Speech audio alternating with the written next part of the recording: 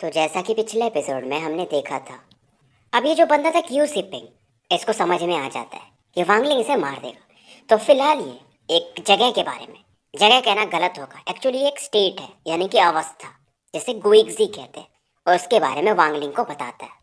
अब आगे गुइक्जी बेसिकली क्या होता है, जब कोई नासेंट सोल कल्टीवेटर को कोई डेमन अटैक कर दे और वो अंदर से फंस के रह जाए, मतलब एक सोने वाली अवस्था में चला जाए वो बंदा, तो उसे गुइक्जी कहते हैं।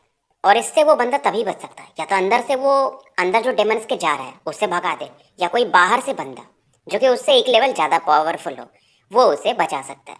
नहीं तो वो बंदा हमेशा ऐसी अवस्था में रहेगा, यानी कि सोए हुए। और अगर डेमन पूरी तरह से कंट्रोल कर ले उस बंदे को, तो समय के साथ उस बंदे की जो सोल है वो तो डेमन खा ही जाएगा और बॉडी भी डिस्ट्रॉय हो जाएगी। पर नॉर्मली गुइक्जी में जो बंदे होते हैं वो एक समय के बाद जाग ही जाते हैं। तो वांगलिंग ने इन सब चीज़ों के बारे में सुन रखा था। अब वांगलिंग इससे पूछता है कि तुम्हें इसके बारे में कैसे पता है। फिलहाल ये दोनों ऊपर में जाकर बैठते हैं और बातें शुरू होती है। और क्यू सिपिंग बात करने के लिए पहले वाइन की बोतल निकालता है, जो कि एक हाई लेवल का वाइन था। और अब क्यू सिपिंग बताना शुरू करता है कि एक तो नासेंट सोल के उस अटैक में, यानी गुइक्जी वाले स्टेट में, मेरे मास्टर ही फंसे हुए हैं।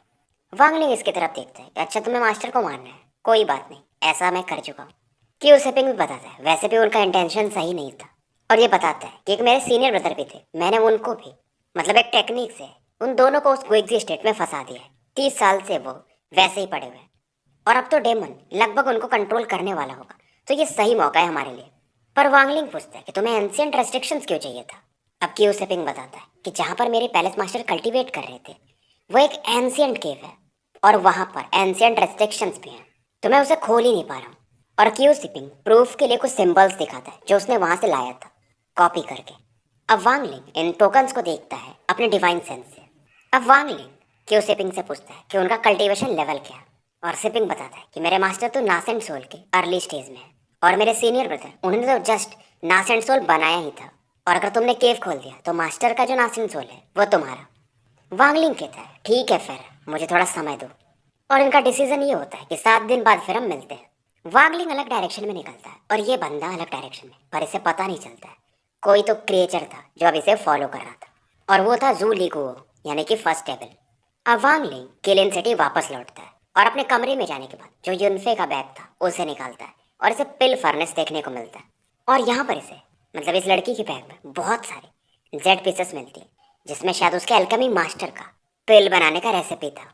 और वांगलिंग जब इन्हें स्टडी करता है तो इसे समझ में आता है कि ये लड़की मरना डिजर्व करती थी, क्योंकि शायद पिल में कुछ तो गड़बड़ी थी। थोड़े बहुत उसने चेंजेस किए थे जिसकी वजह से कोई मारा जा सकता था। और अल्केमी के बारे में वांगलिंग को ज़्यादा पता नहीं था। ये सीधा सोचता है कि भाई जो पिल्स बनेंगे उसके जो मटेरियल्स होंगे उन्हें ही निकल जाऊंगा तो शायद फ़ायदा मिले।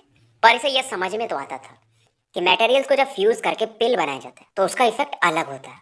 और ये अब सोचता है कि इसे अल्केमी भी सीखना ही पड़ेगा। पिल फर्नेस के बारे में ये ज़्यादा कुछ जान ही नहीं पाता है, मतलब अंदर झांक ही नहीं पा रहा था। इसका डिवाइन सेंस अंदर पहुंच ही नहीं पाता है। इधर वांगलिंग वो जो रेस्ट्रिक्शंस फ्लैग बना रहा था फिर से बनाने लगता है, और साथ में फर्स्ट डेविल के थ्रू क्यू सिपिंग पर ये नज़र बना के था। और फर्स्ट डेविल अब पहले से ज़्यादा आज्ञाकारी बन गया था, क्योंकि इसे पता था कि वांगलिंग बहुत सारे डेविल बना सकता है, तो फिर इसकी कोई इज्जत नहीं रहेगी। और इस दौरान वो जो ब्लैक क्लॉथ बंदा था कोर फॉर्मेशन के मिड फेज वाला, उसके सोल को ये पचाते रहता है, इवन उसको कोर को भी खा जाता है, क्योंकि वांगलिंग इससे वो मांगता नहीं। अब इधर क्यू सिपिंग एक जगह जाके रुकता है और कहता है कि फेलो कल्टीवेटर, तुम बहुत लंबे समय से छिपे हो, तुम्हें बाहर आ जाना चाहिए। डेविल जो था अपना फर्स्ट डेविल वो अवाक रह जाता है। क्यू सिपिंग पलटता है और मानो इसी की तरफ देख रहा हो। अब जू लीगो भी सोचता है कि ठीक है भाई, मास्टर को बोल दूंगा कि मुझे अटैक कर रहा था इसलिए मैं इसको खा गया। पर तभी ये देखता है जो क्यू सिपिंग था वो दूसरे डायरेक्शन में देखता है और किसी को बुलाता है। पर डेविल को समझ में नहीं आता कि भाई मैं तो यहाँ पर खड़ा हूँ, ये किसको बोल रहा है, अगर ये अटैक किया तो इसे खा जाऊंगा। बेसिकली क्यू सिपिंग एक्टिंग कर रहा था कि कोई इसे फॉलो कर रहा है, और अब डेविल को समझ में आ जाता है।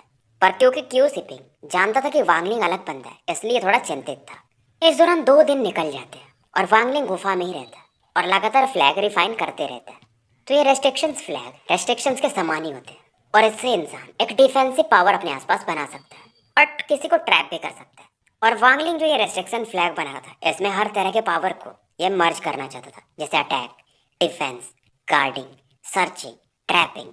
क्योंकि वांगलिंग को मालूम था कि इस सी ऑफ डेविल्स एरिया में कभी भी इस पर कोई बड़ी मुसीबत आ सकती है, तो तैयारी पहले से करना जरूरी था। अब इधर क्यू सिपिंग अंडरग्राउंड में एंटर करता है और डेविल इसे फॉलो करता है।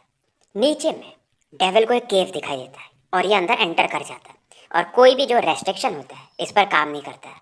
जहाँ पर इसे बहुत सारे बुक्स दिखाई देते हैं जो कि बांस के पत्तों पे लिखे गए थे।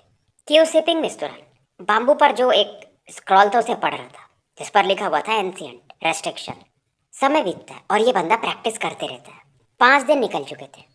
अब यहाँ पर एक सीलिंग टेक्निक यूज करता है। इसके बॉडी से एक लाइट निकलती है और सामने के दीवार को मतलब भेद के ये देख सकता हो, जहाँ पर इसे 3 लोग दिखाई देते हैं। मिडिल में जो बंदा था वो काफी गुस्से में दिख रहा था और उस बंदे के अगल बगल एक लड़का और एक लड़की बैठे थे। बंदा जो था वो 20 साल का होगा और जो बंदी थी वो दिखने में काफी सुंदर थी। और ओल्ड मैन यानी बीच वाले बंदे को देखकर क्यू सिपिंग को काफी गुस्सा आता है और ये फिलहाल कहता है कि मैं अब उस जगह को ढूंढ चुका हूँ और आपसे मिलने आऊंगा और वो ट्रेजर मेरा होगा। और इस दौरान लड़की की तरफ यह देख कर कहता है कि मैं तुम्हें जिंदा करके रहूंगा, चाहे सी ऑफ डेविल्स को ही कुर्बान न करना पड़े। फिलहाल ये दीवार फिर से बंद हो जाता है और वांग लिंग इन पूरी चीजों को देखता है डेविल के थ्रू और डिसीजन ये बना चुका था। इधर किलियन सिटी के ऊपर थोड़ी दूरी में एक रेड क्लाउड इकट्ठा होने लगता है और इसी दौरान सी ऑफ डेविल्स के इनर पार्ट के ईस्टर्न एरिया से एक बंदा इसकी तरफ देखता है, यानी इस बादल की तरफ, और कहता है डिवाइन रिट्रीब्यूशन। ऐसा कैसे हो सकता है क्योंकि एंशिएंट वर्ल्ड तो डिस्ट्रॉय हो चुका है। अब ये सोचता है क्या कोई एंशिएंट कल्टीवेटर जिंदा है, और ये बंदा उसी रेड क्लाउड की तरफ पढ़ने लगता है। अब इधर सी ऑफ डेविल्स के ईस्टर्न पार्ट के एरिया को दिखाया जाता है जहाँ पर एक बंदा ब्लू रोब में खड़ा था और ये भी आसमान की तरफ देखता है और कहता है divine retribution. Sea of devils में ये कब से होने लगा और इसके भी चेहरे पर एक स्माइल था और ये भी उसी तरफ पढ़ने लगता है और ये पानी से ट्रैवल कर रहा था, मतलब ये पानी के साथ मर्ज हो सकता था। अब इसी समय सी ऑफ डेविल्स के सदर्न पॉइंट को दिखाया जाता है जहाँ पर एक ट्रेजर हॉल था। उसके 3rd फ्लोर पर एक वाइट हेड ओल्ड मैन को दिखाया जाता है और यहाँ पर एक बंदा इससे कुछ बोन्स वगैरह खरीदने आया था। पर इस दौरान इस ओल्ड मैन की भी नजर आसमान की तरफ जो हो रही घटना थी उस पे पड़ती है और ये ओल्ड मैन अचानक से यहाँ पर गायब हो जाते हैं। इधर वांगलिंग को भी दिखाया जाता है जो कि क्रॉस लेग बैठा हुआ था और ये कुछ अलग प्रेशर फील करता है। वांगलिंग अवाक था क्योंकि जो रेस्ट्रिक्शन फ्लैग बना था उसके आसपास एक अलग पावर इकट्ठा हो चुका था और वांगलिंग जब ध्यान से देखता है तो इसके जो फ्लैग्स थे उसमें से एक रेड लाइट निकल रहा था जो कि आसमान की तरफ जा रहा था। वांगलिंग अब गुफा से बाहर निकलता है और आसमान की तरफ देखता है। अब इन चीजों को देखकर ये सेकंड डेविल को बाहर निकलता है और वांगलिंग के आदेश पर ये भी गायब सा हो जाता है। अब इस रेड लाइट को देखकर वांगलिंग को थोड़ा सा डर आता है क्योंकि नॉर्मल लोगों को पता नहीं चल रहा था पर पावरफुल लोग ये फील कर सकते थे और ऐसा सेंसेशन ये दूसरी बार देख रहा था जब पहली बार इसने एंशिएंट गॉड टूसी को देखा था तब हुआ था। अब इस समय वो जो लाइट दिख रही थी वो एक पिलर के रूप में बदल जाती है आसमान में और जो सी ऑफ डेविल्स में फॉग रहते थे वो उसके आसपास भंवर के समान घूमने लगते हैं। और पहली बार हुआ था कि सी ऑफ डेविल्स में जो फॉग थे जो हमेशा रहते थे वो मानो गायब हो गए हो, यानी ऊपर की तरफ बढ़ गए थे और सूरज की किरणें यहाँ पर पहली बार चमकती है। और क्योंकि सेकंड डेविल ये काफी ऊपर था तो इन चीजों को वांगलिंग देख सकता था इसके थ्रू और वांगलिंग भी इन चीजों को देखकर समझ जाता है ये तो डिवाइन रिट्रीब्यूशन है क्योंकि एंशिएंट गॉड टूसी की मेमोरीज में ये सब चीज को ये देखा था। और शुरुआत में जब टूसी बच्चे थे तब इन डिवाइन रिट्रीब्यूशन से थोड़ा बहुत चिंतित होते थे पर बड़े होने के बाद तो उन्हें फर्क ही नहीं पड़ता था और वो उनके लिए फायदा करता था क्योंकि उनकी बॉडी काफी स्ट्रांग हो चुकी थी। और ये डिवाइन रिट्रीब्यूशन ये इंक स्टोन के कारण आ रहा था क्योंकि इंक स्टोन एंशिएंट गॉड की बॉडी में लंबे समय से था और क्योंकि वांगलिंग यहाँ पर एक मैजिकल ट्रेजर बना रहा था ये जो रेस्ट्रिक्शंस फ्लैग, तो उसी की वजह से ये क्रिएट हो गया था। यानी आसमान में बिजली चमकना, जैसे कि कोई अगर बीटीटीएस देखता होगा तो जब भी जावयान कुछ पेल्स वगैरह बनाता है तो आसमान में ऐसा बिजलियां कड़कने लगती है, कुछ वैसा समझो। अब वांगलिंग तुरंत ही गुफा के अंदर आता है और ये जो रेस्ट्रिक्शन फ्लैग बना रहा था इसे अंदर रखने की कोशिश करता है। मेमोरीज से इसे कुछ चीजें देखने को मिलती हैं क्योंकि इसे पता था कि अगर वो बिजली इस फ्लैग को हिट की तो फ्लैग तो धूल में बदल जाएगा और पूरी वांगलिंग की मेहनत बेकार जाएगी।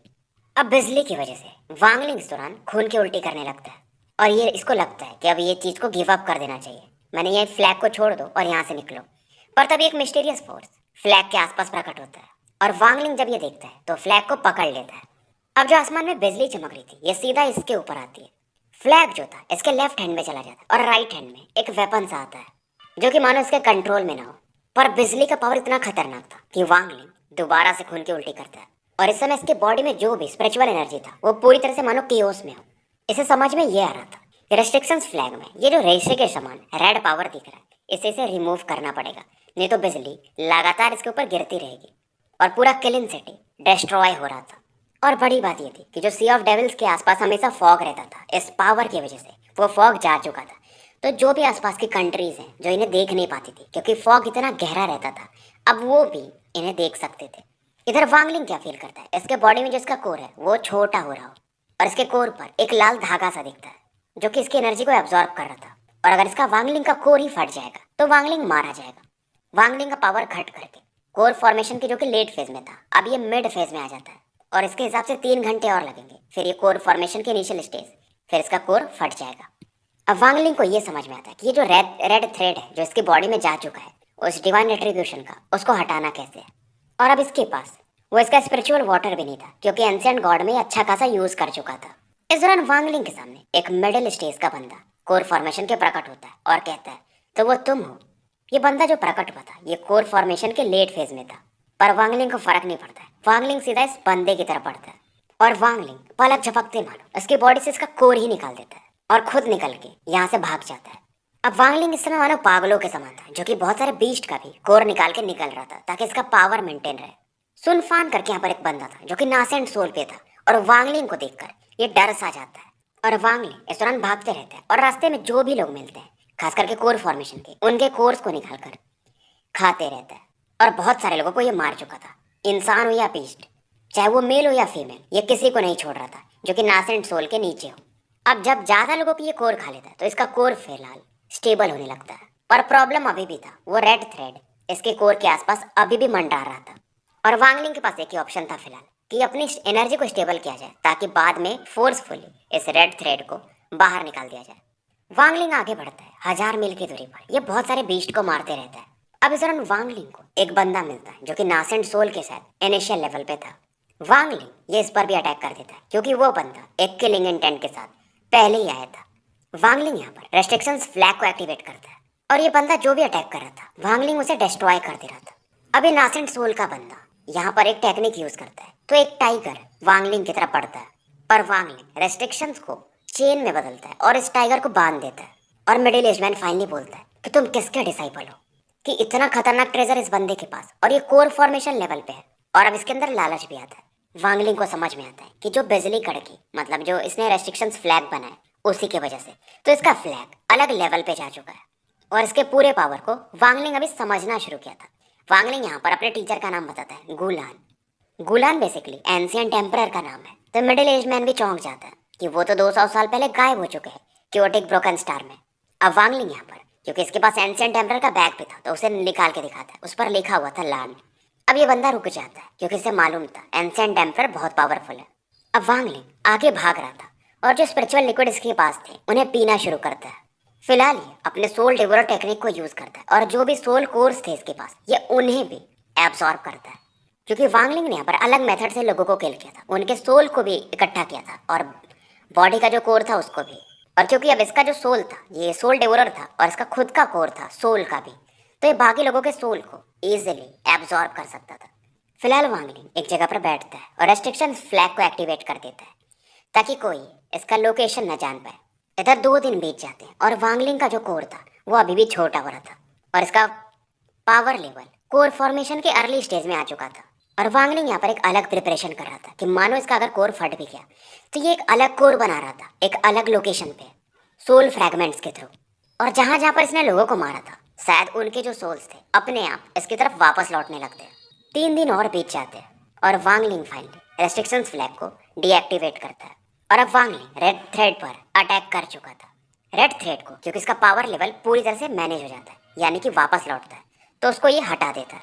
तो फिलहाल इसका कोर बच जाता है और अब पावर लेवल कोर फॉर्मेशन के लेट के एकदम ऊपर जा चुका था यानी पीक लेवल पर रेड थ्रेड को ये बस सप्रेस कर पाया था, गायब तो नहीं कर पाया था। और उसके लिए इसको मिनिमम नासेंट सोल पर शायद जाना पड़ेगा तभी अपने आप शायद गायब हो जाएगा। अब वांगलिंग अर्थ एस्केप टेक्निक को यूज करता है और डेविल जहाँ पर था फर्स्ट डेविल उस तरफ पड़ता है क्योंकि 7 दिन का टाइम पूरा हो चुका था और क्यू शिपिंग से मिलना अब तो बनता था, पर 7 दिन से ज्यादा का समय बीता था तो क्यू शिपिंग फिर भी वेट कर रहा था। वांगलिंग इससे थोड़ा माफी मांगता है कि कुछ प्रॉब्लम्स आ गए थे। अब क्यू शिपिंग क्योंकि इसके साथ जाने वाला था तो वांगलिंग से इसका नाम पूछता है कि फेलो कल्टीवेटर तुम्हारा नाम क्या है। वांगलिंग इसकी तरफ देखता है और कहता है वांगलिंग। अब क्यू शिपिंग बोलता है क्योंकि इसको शायद पता नहीं होगा, चलो बोट से निकलते हैं जो आसमान में चलती है। और क्यू शिपिंग खुद की तारीफ भी करता है कि इस बोट को मैंने खुद बनाया। और ये बातें भी करता है कि यार आसमान में जो उस दिन बिजली चमकी थी, मैं 200 सालों से सी ऑफ डेविल्स में हूँ, मैंने पहली बार देखा। पर वांग लिंग जब कुछ बोलने वाला था, ये दूर में कुछ तो फील करता है और सामने से एक टर्टल जैसा कोई दिखाई देता है, मतलब एक कछुआ जिसके ऊपर एक ओल्ड मैन खड़ा था। हालांकि ओल्ड मैन काफी दूर था, पर वांग लिंग उसकी आवाज को सुन सकता था और एक ही चीज बोल रहा था, ये बिजली गिराने वाला चोर, मैं इसे छोड़ूंगा नहीं। वांग लिंग थोड़ा हैरान होता है क्योंकि एंशिएंट गॉड के लैंड में ये जो टर्टल की औरत थी, ये उससे मैच कर रही थी, उस ड्रैगन के समान। क्यू सिपिंग इस क्रीचर को देखता है और कहता है ये तो जुआन वो है। हालांकि वांग लिंग ने जो मेमोरीज देखी थी उसमें उस क्रीचर का नाम टी शाओ था। क्यू सिपिंग के पसीने छूटने लगते हैं, पर कैसे भी करके ये लोग यहाँ से निकलते हैं। और इसका अंदाजा यही था क्योंकि ये एक बीस्ट को यूज कर रहा है, जुआन वो को, तो इसका पावर लेवल अलग लेवल पे होगा। क्यू सिपिंग फिर भी बोलता है कि यार चलो हम निकल तो गए, पर वांग लिंग कहता है नहीं।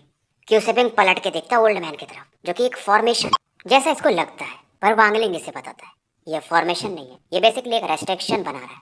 अब क्यू सिपिंग बोलता है यार लेकिन हमारे पावर लेवल के हिसाब से ये सीनियर हमें क्यों टारगेट कर रहा है।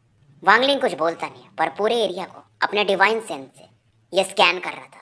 क्यू सिपिंग अब सोचता है कि शायद कुछ और बड़ा प्रॉब्लम हो सकता है, तो ये फिलहाल बोट को घुमाता है और इन सीनियर के पास जाके बोलता है कि जूनियर क्यू सिपिंग आपको ग्रेट करता है। ओल्ड मैन बोलता है तो मुझे जानते हो। क्यू सिपिंग बोलता है नहीं, पर आप सीनियर लगते हो, मतलब पावरफुल हो। अब ओल्ड मैन बोलता है कि फिर तुमने मुझे सीनियर क्यों कहा जब तुम मुझे नहीं जानते हो, क्या मैं बुढ़ा दिख रहा हूँ। अब ओल्ड मैन अपनी स्टोरी सुनाना शुरू करता है और बीच बीच में अपने गॉड में से जो वाइन या जो भी होगा उसे पीते रहता है। और ये 3 साल का जब था तब से स्टोरी सुनाना शुरू करता है। अब क्योंकि इसका वाइन खत्म हो जाता है तो ये इन दोनों को बोलता है कि मेरे साथ चलो, वाइन वगैरह लेते हैं, फिर मैं तुम्हारी स्टोरी 75 साल के आगे की सुनाता हूँ। पर क्यू सिपिंग तुरंत कहता है सीनियर मेरे पास वाइन है तो हमें जाना नहीं पड़ेगा। अब जैसे ये बोलता है तब तक ओल्ड मैन इसका वाइन छीन लेते हैं। वांग लिंग पूरे टाइम शांत था क्योंकि ये ओल्ड मैन के पावर लेवल को देख ही नहीं पा रहा था, और वांग लिंग यही सोच रहा था कि इस बंदे ने इन्हें रोका क्यों है। या तो वो बिजली का रीजन होगा, या तो जो बहुत सारे लोग मारे गए थे उसके वजह से, या तो तीसरा कारण कि ये क्यू सिपिंग के लिए आए हों। पर फिर इसे लगता है क्यू सिपिंग के लिए तो नहीं आए होंगे, ये तो इसके लिए ही आए होंगे। अब ओल्ड मैन इसके वाइन को पीते और बोलते बहुत सही, तुम मेरे डिसाइपल बन सकते हो। अब क्यू सिपिंग थोड़ी देर हिचकिचाता है और बोलता है कि मैं। ओल्ड मैन समझ जाते हैं क्या तुम्हें मेरा डिसाइपल नहीं बनना है। अब ओल्ड मैन वांग लिंग की तरफ देखकर स्माइल करते हैं। अब वांग लिंग सीधा बोलता है कि मेरा खुद का एक सेक्ट है, मतलब मैं एक सेक्ट में पढ़ता हूँ। और वांग लिंग बताता है कि मैं जाओ कंट्री से हूँ और हेंग्यू सेक्ट से। ओल्ड मैन सीधा बोलते हैं कि 3 दिन में तुमने 1000 से ज्यादा कोर फॉर्मेशन कल्टीवेटर्स को मारा था, तुम बहुत डेयरिंग बनते हो। अब जैसे ये बात निकलती है क्यू सिपिंग अवाक हो जाता है और वांग लिंग की तरफ देखता है। एकदम विश्वास ही नहीं हो रहा था कि 1000 से ज्यादा कल्टीवेटर्स, और वो भी कोर फॉर्मेशन के। वांग लिंग अभी भी शांत था। वांग लिंग अब दिमाग लगाता है और बोलता है ठीक है मैं आपको अपना टीचर बना लूंगा। ओल्ड मैन तुरंत ही एक रेस्ट्रिक्शन पावर एक्टिवेट करते हैं और वांग लिंग के आईब्रोज पर इसे डाल देते हैं और कहते हैं ठीक है फिर तुम मेरे डिसाइपल। अभी जो रेस्ट्रिक्शन था एक कमल के फूल में बदल जाता है। वांग लिंग इस दौरान टीचर से अपने कहता है कि मेरा कुछ एक प्लान है, उसको मैं सॉल्व करके फिर आपके पास आ जाऊंगा, जो मुझे क्यू सिपिंग के साथ जाना पड़ेगा। क्यू सिपिंग भी हाँ में सर हिलाता है। ओल्ड मैन कहते हैं ठीक है मैं 1 महीने का समय देता हूँ। अब ओल्ड मैन बोलते हैं कि ठीक है 1 महीने बाद तुम किसी भी मतलब ट्रेजर पवेलियन में जाना, किसी भी शहर के, और कहना कि सुन डियान उनसे मुझे मिलना है। ओल्ड मैन इसके बाद यहाँ से गायब हो जाते हैं। क्यू सिपिंग कुछ बोलता नहीं और ये लोग सीधा उस लोकेशन की तरफ निकल जाते हैं। पर इस दौरान वांग लिंग, क्योंकि 2 दिन का समय था, तो वांग लिंग कल्टीवेशन में चला जाता है। 2 दिनों तक वांग लिंग ने वो जो लोटस रेस्ट्रिक्शन था जो ओल्ड मैन ने लगाया था उसे ब्रेक करने की कोशिश करता है। कुछ पार्ट्स को क्रैक करता है पर रिमूव नहीं कर पाता है क्योंकि इसे और समय चाहिए था। वांग लिंग को एक चीज तो पता चलता है, ये जो रेस्ट्रिक्शन है बेसिकली ट्रैकर है, मतलब वो ओल्ड मैन इसे कहीं भी ट्रैक कर सकता है और इसका रेंज काफी बड़ा है। अब ये दोनों नीचे उतरते हैं और वांग लिंग रेस्ट्रिक्शन सर्कल बनाता है, यानी इल्यूजनरी सर्कल्स, और लोकेशन की तरफ इन्हें भेजने लगता है। हालांकि वांग लिंग इस जगह को कंट्रोल नहीं कर पा रहा था, पर बीच बीच में क्यू सिपिंग कुछ ब्लैक रॉक्स के साथ इसकी मदद करता है। फाइनली इन इल्यूजनरी सर्कल्स के थ्रू ये जो लोकेशन का एंट्रेंस था यानी गेट, वहां पर एक होल सा हो जाता है। आगे में 4 दरवाजे मिलते हैं और चारों पर रेस्ट्रिक्शंस थे। पहले कमरे में बस एक सर्कुलर एरे था जिसे वांग लिंग खोलता है, पर ये एरे काफी सही दिख रहा था और इस एरे से लाखों लोगों को ट्रांसफर किया जा सकता है एक लोकेशन से दूसरे। और क्यू सिपिंग इसके बारे में बताता है। हालांकि इसे एक्टिवेट करने के लिए टॉप क्वालिटी के स्पिरिचुअल स्टोन लगते हैं, इसलिए मैंने इसे यूज नहीं किया क्योंकि हमारे सी ऑफ डेविल्स में टॉप क्वालिटी के स्टोन्स मिलते भी नहीं है। पर वांग लिंग काफी एक्साइटेड था क्योंकि इसका एक लक्ष्य यही था कि इसे एंशिएंट ट्रांसफर एरे ढूंढना है, जो कि अब यहाँ पर मिल चुका था।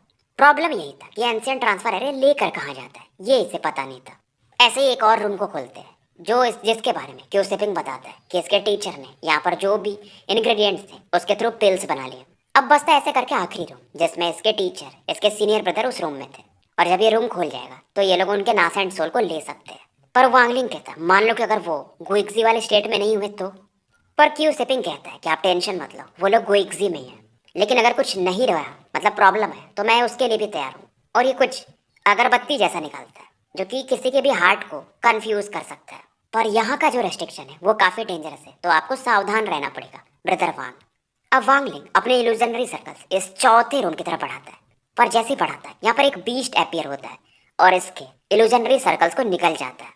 वांगलिंग भी तैयार था, ये तुरंत ही अपने रेस्ट्रिक्शन फ्लैग को एक्टिवेट करता है। उसमें से एक बड़ा सा हाथ निकलता है जो कि इस बीस्ट को डेवोर करने लगता है। और ऐसे ही करके जब जब वांगलिंग इल्यूजनरी सर्कल से बढ़ाता तो सामने की तरफ से बीस्ट अपीयर होते थे, पर वांगलिंग रेस्ट्रिक्शन फ्लैग से उन्हें कंट्रोल कर लेता था। क्यू सिपिंग भी इसकी मदद करता है कुछ ब्लैक रॉक्स के थ्रू। वांगलिंग को पता था कि इस दरवाजे पर जो रेस्ट्रिक्शन है इसे तोड़ने में समय तो लगेगा, और रेस्ट्रिक्शन फ्लैग से ज्यादा तो फिलहाल बाई फोर्स इसे तोड़ दिया जाए। अब वांगलिंग ने जो पहले बहुत सारे रेस्ट्रिक्शंस बनाए थे एक साथ इन पर भेजता है, और साथ में क्यू सिपिंग के वो ब्लैक स्टोन्स भी। और जैसे ये दरवाजे से टकराते एक खतरनाक एक्सप्लोजन होता है, पूरा मानो गुफा ही कोलैप्स कर जाएगा। और जैसे ये दरवाजा खुलता है दो डिम कलर के येलो लाइट्स इसमें से बाहर निकलने को देखते हैं। पर तभी क्यू सिपिंग तैयार था, ये वो हार्ट कंफ्यूजिंग फ्रेगनेंस यानी अगरबत्ती को यूज करता है, और ये दोनों लाइट जो येलो लाइट थी वो डिम हो जाती है, और ये लाइट्स जो थी वो नास एंड सोल ही थी। वांगलिंग तेजी से बढ़ता है और जो एल्डर नास एंड सोल था वो उसे पकड़ लेता है, और क्यू सिपिंग भी दूसरे वाले को पकड़ता है, और दोनों काफी तेजी से गुफा से बाहर निकल जाते हैं। अब वांगलिंग डेविल को निकालता है बाहर, और डेविल जब देखता है नास एंड सोल तो इसका लालच बढ़ जाता है। पर डेविल लूगो शांत हो जाता है और इस नास एंड सोल को लेकर वांगलिंग के कॉन्शियसनेस में वापस अंदर चला जाता है। क्यू सिपिंग इधर भाग चुका था, वांगलिंग उसकी तरफ देखता है, फिर ये बोलता है उसको चेस क्या करना है, क्योंकि वांगलिंग दो सोल को डेवोर तो नहीं कर सकता। अब वांगलिंग काफी एक्साइटेड था कि अब ये नास एंड सोल लेवल पर जा सकता है। लंबा दूरी ट्रैवल करता है लगभग 10,000 किलोमीटर, और एक रेगिस्तान वाले एरिया में ये रुकता है, और जहाँ पर एक गुफा बनाता है। अब डेविल को ये बुलाता है जो कि नास एंड सोल को लेकर बाहर आता है। वांगलिंग थोड़ी देर आंखों को बंद करता है, दोबारा से खोलता है, और इस नास एंड सोल को ये डिवोर कर जाता है। और जैसे इसे डिवोर करता है एंशिएंट गॉड टैक्टिक को ये एक्टिवेट कर देता है। अब क्योंकि एंशिएंट गॉड टैक्टिक ज्यादा पावर फिजिकल बॉडी में बदल देता था, तो वांगलिंग उसे भी कंट्रोल करता है ताकि इसका स्पिरिचुअल एनर्जी यानी कोर की तरफ ये पावर ज्यादा जा सके। अब धीरे धीरे समय बीत रहा था और वांगलिंग का जो नास एंड सोल था हल्का हल्का बनने लगता है। पर इस समय इसका जी रियल्म अपने आप एक्टिवेट होता है और इसके कोर की तरफ बढ़ता है, और जी रियल्म को वांगलिंग कंट्रोल ही नहीं कर पा रहा था। और जी रियल्म जैसे कोर के पास पहुंचता है एक एक्सप्लोजन होता है। एक्सप्लोजन के कारण वांगलिंग की जो बॉडी थी बिखर सी जाती है। इवन वांगलिंग अब बैठ नहीं पाता क्योंकि अंदर से इसकी बॉडी ऐसा टूट फूट गई थी। ये खून की उल्टी करता है। वांगलिंग को गुस्सा आता है कि जी रियल्म सोल, क्योंकि अब इसका जो कोर था वो एक्सप्लोड तो नहीं करता है पर बहुत छोटा हो जाता है। वांगलिंग को लग ही रहा था इसका जी रियल्म इसको नास एंड सोल पहुंचने से रोकेगा ही रोकेगा, कि इसका जो जी रियल्म है वही सबसे बड़ा बैरियर है इसके नास एंड सोल लेवल पर जाने से रोकने का। मतलब ये इतना पावरफुल अपने जी रियल्म के कारण ही था, पर इस जी रियल्म के कारण ही ये अब नीचे आ रहा था, यानी कि ऊपर के लेवल पे नहीं जा सकता। पर क्यों हो रहा है इसे ये नहीं समझ में आ रहा था।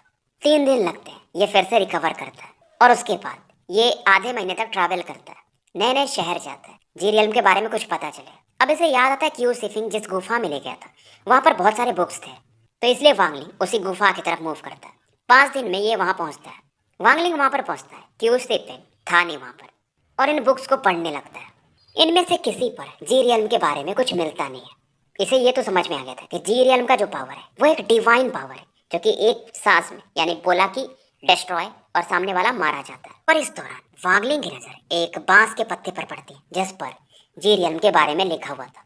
अब इसमें लिखा हुआ था, वांगलिंग पढ़ता है कि कल्टीवेशन की दुनिया में स्पिरिचुअल पावर में चेंज आ सकता है जो कि जी रियल्म बनाता है, और यही मेरा रिसर्च है जो कि मैं फ्यूचर जनरेशन के लिए छोड़ रहा हूँ। बहुत सारे लोग ये मानते हैं कि जी रियल्म का फाइनल इवोल्यूशन नास एंड सोल स्टेज पर ले जाता है, पर मुझे एक नया चीज मिला।